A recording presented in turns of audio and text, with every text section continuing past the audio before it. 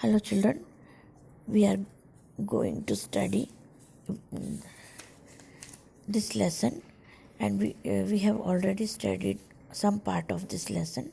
Lesson number 5, Footprints Without Feet, from your book Footprints Without Feet. We have previous video we studied that there was a scientist named Griffin. He made a rare formula of invisibility with his hard work and developed a drug which made his body invisible, and on that condition that there should be no clothes on his body. And he was a lawless person, so he misused his power to steal money, clothes and food. And there were many incidents happened because he could see everyone but no one could see him. Then people suspected him and called police, and nobody could catch him as he became invisible. So we studied that the two boys, they followed footsteps, muddy footsteps, muddy imprints of bare feet, and then they were unable to catch those footprints. तो बच्चों, हमने पढ़ा था अभी पिछले video में कि एक साइंटिस्ट है ग्रिफिन नाम का, जिसने एक फॉर्मूला बनाया है इनविजिबिलिटी का, अदृश्य होने का. तो उसने अपनी कड़ी मेहनत से एक ड्रग बनाया जिसको पीने से बॉडी इनविजिबल हो जाती है. पर वो एक अच्छा पर्सन नहीं था, नियमों को तोड़ने वाला पर्सन था. तो उसने अपने पावर को गलत चीज़ों में इस्तेमाल किया, पैसे चुराना, कपड़े चुराना, खाना चुराना. और इसी दौरान वो एक लंदन के वो ऐसे समय पर उसने ये एक्सपेरिमेंट अपने ऊपर किया जबकि बहुत ही ठंडा समय था. बिल्कुल दिसंबर जनवरी का मौसम था और बहुत ही ठंड थी. तो उस वक्त उसके लिए शरीर पर कपड़े नहीं होना बहुत परेशानी का कारण था. तो उसने ठंड से बचने के लिए एक लंदन के किसी बड़े स्टोर में अपने आप को वहाँ पर, मतलब वो वहाँ जाकर रहा रात भर. लेकिन उसका समय अच्छा नहीं था, तो सुबह जल्दी नहीं उठ पाया. और फिर उसके कारण क्या हुआ कि जो वहाँ पर लोग आने लग गए थे, और फिर उसने अपने आप को बचाने के लिए एक शॉपकीपर को मारा, उससे पैसे लूटकर वहाँ से निकल गया. और फिर वो किसी ट्रेन में बैठकर और फिर आगे एक गांव में जाकर पहुंचा, जहाँ पर उसने एक छोटी सी धर्मशाला सराय में 2 कमरे लेकर वो रहने लगा.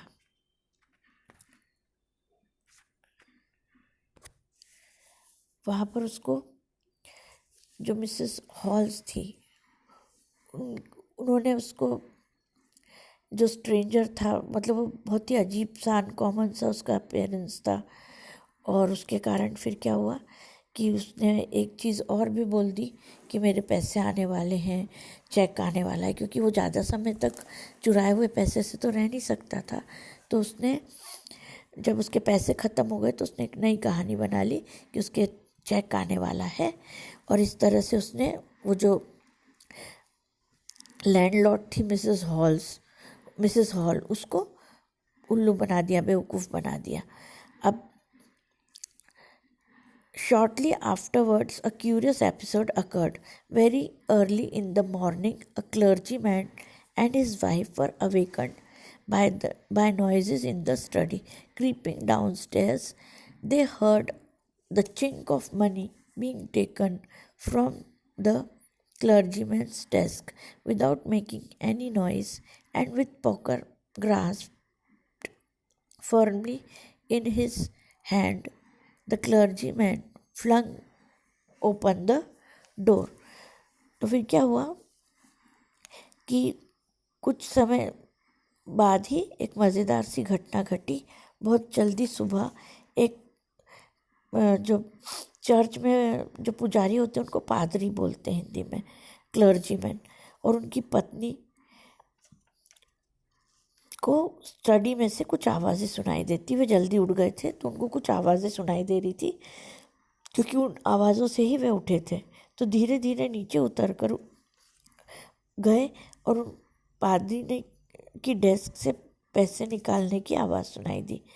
बिना किसी कोई आवाज़ किए उन्होंने एक छड़ी हाथ में पकड़ी और झटके से पादरी ने दरवाज़ा खोला और कहा, आत्मसमर्पण करो। Then, to his amazement, he realized that the room appeared to be empty. He and his wife looked under the desk, behind the curtains, and even up the chimney. There wasn't a sign of anybody. Yet the desk had been opened, and the housekeeping money was missing. तो फिर क्या हुआ कि बहुत आश्चर्य हुआ जब उन्होंने ये महसूस किया कि कमरा तो खाली है। उसने और उसकी पत्नी ने डेस्क के नीचे देखा, पर्दों के पीछे देखा, यहाँ तक कि चिमनी के ऊपर भी देखा। वहाँ किसी के भी होने के कोई भी गुंजाइश नहीं थी, मतलब कोई भी दिखाई नहीं दे रहा था। तब भी डेस्क खुली पड़ी हुई थी और घर के जो पैसे थे वो गायब थे। Extraordinary affair, the clergyman kept saying for the rest of the day. But it was not as extraordinary as the behavior of Mrs. Hall's furniture a little later that morning. तो दिन भर फिर जो क्लर्जीमैन था वो दिन भर यही कहते रहे कि बहुत ही अजीब सी घटना थी, लेकिन यह उतना अप्रत्याशित या असाधारण नहीं था जितना कि मिसेस हॉल के फर्नीचर का हाल था। उसी सुबह थोड़ी देर के बाद ही the landlord and his wife were up very early and were surprise to see the scientist door wide open. Usually it was shut and locked and he was furious if anyone entered his room.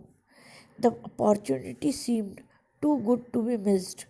They peered round the door, saw nobody, and decided to investigate. The bedclothes were cold, showing that the scientists must have been up for some time, and the stranger still the clothes and bandages that he always wore were lying about the room.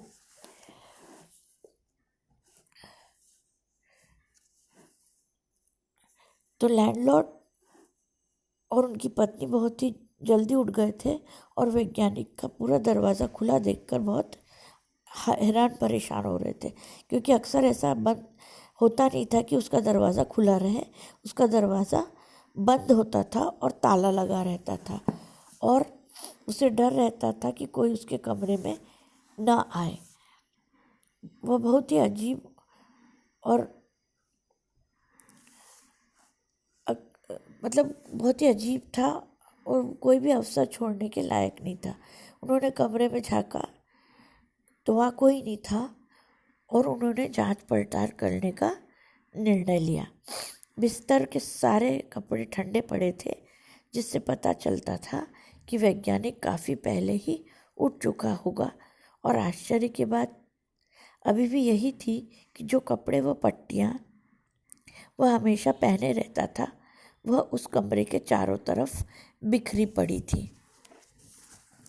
All of a sudden, Mrs. Hall heard a snuff close to her car. A moment later, the hat on the bedpost leapt up and dashed itself into her face. Then the bedroom chair became alive. Springing into the air, it charged straight at her, legs foremost.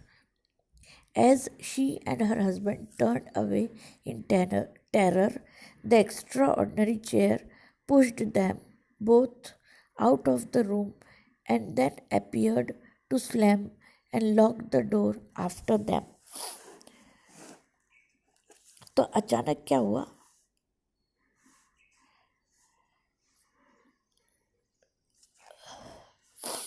Mrs hall के कानों के पास छींकने की आवाज़ सुनाई दी। एक क्षण के बाद बिस्तर के पास रखा हैट उछला और मिसेस हॉल के चेहरे पर जा टकराया। फिर कुर्सी कमरे की कुर्सी हिलने लगी। वह हवा में उठी और सीधे उस पर हमला किया, लगभग पैरों पर ही। जैसे ही वह और उसके पति डर कर पलटे, उस असाधारण कुर्सी ने उन दोनों को कमरे के बाहर ढकेल दिया और कसकर दरवाज़ा बंद किया और दरवाजे पर ताला लगा दिया।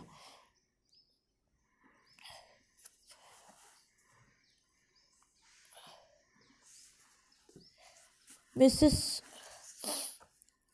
Hall almost fell down the stairs in hysterics.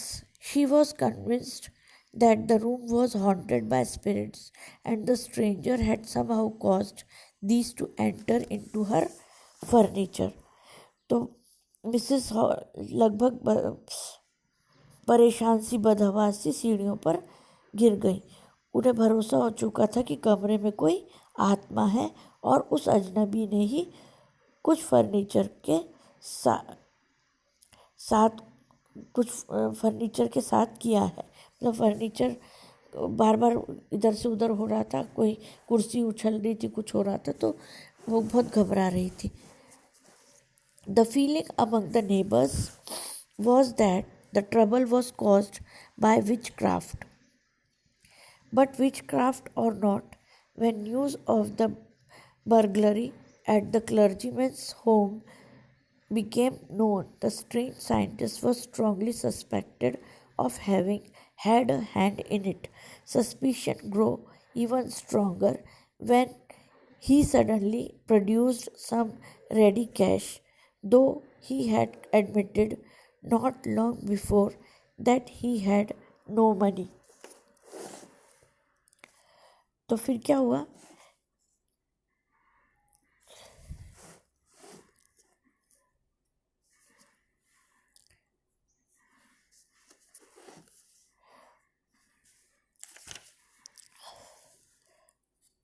वो दुखी हो रोते हुए बोली कि मेरी बेचारी माँ उसी कुर्सी पर बैठा करती थी और सोचो अब वह मुझ पर हमला करेगी। पड़ोसियों ने भी यह भावना आ गई कि कुछ भूत प्रेतों ने का किया कराया है। लेकिन भूत हो या नहीं हो, जब पादरी के घर की लूट की खबर सबको पता चली, उस अजनबी वैज्ञानिक के उसमें हाथ होने का या सबको ये पक्का हो गया था कि वो जो अजनबी था उसका चोरी में कोई हाथ है। शक और गहरा हो गया जब अचानक ही उस अजनबी ने पैसे दिए, जबकि थोड़ी देर पहले ही उसने कहा था कि उसके पास पैसे नहीं है और उसके पास चेक आने वाला है। The village constable was secretly sent for. Instead of waiting for the constable, Mrs. Hall went to the scientist, who had somehow mysteriously appeared from his empty bedroom. तो जो गांव के सिपाही को चुपके से बुलाया गया, तो सिपाही के आने का इंतज़ार करने के बजाय मिसेस हॉल उस वैज्ञानिक के पास गई जो बहुत ही रहस्यमय तरीके से अपने खाली पड़े कमरे से प्रकट हो गया था। I want to know what you have been doing to my chair upstairs, she demanded, and I want to know how it is you come out of an empty room and how you entered a locked room. तो scientist से उसने बोला कि मैं ये जानना चाहती हूँ कि तुम मेरी चेयर से ऊपर सीढ़ियों पर क्या कर रहे थे और तुम अचानक खाली पड़े कमरे में से कहाँ से आए और तुमने ताला लगे हुए कमरे में कैसे प्रवेश कर लिया।